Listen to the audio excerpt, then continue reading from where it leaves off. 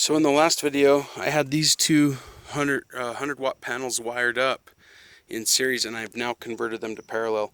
I promised to show you the difference you could get out of them. So right now I'm getting about 4 amps out of this guy, and right now 3.6 out of him, and right now if you combine them, we're feeding 6.7 amps down to this charge controller.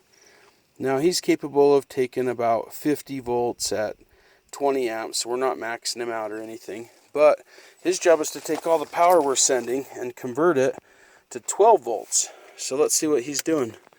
He's now sending out 12 volts at just under 7 amps back to the battery. In the last video, when I had these two panels in series at 40 volts and 5 amps coming down this line, we were only getting just a little bit around 5 amps back to the battery. So a pulse width modulation controller really doesn't convert and feed much more power than what you're going to send it.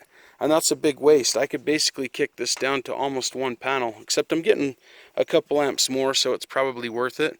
But if you would rather have 7 amps an hour versus 5, then you have to put them in parallel. And to do that, I bought this special little connection. It's just a Y connection. You can see there's one negative going to the controller, so both the negatives are now hooked together. And right now, both of the positives are hooked together, and they go down in, and I've got an inline fuse. It's a 10 amp fuse there. So essentially, those two cables make it so you can just quickly convert these to parallel. Just remember, when you go to parallel, you have to have a fatter wire. This wire, you'll notice, is a little bit heavier gauge than that, because he has to handle 10 amps, because he's collecting 5 amps from each side.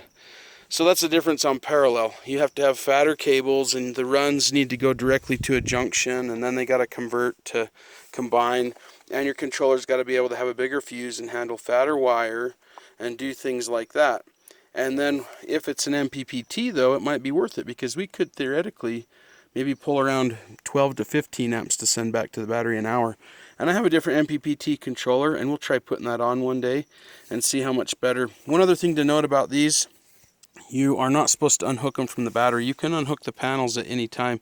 So I'll have to add another disconnect in line with this guy so that I can turn the panels on and off. I mean, right now it's safe to unplug them, but you should never unplug it from your battery. This thing needs to be turned on before you start feeding it power.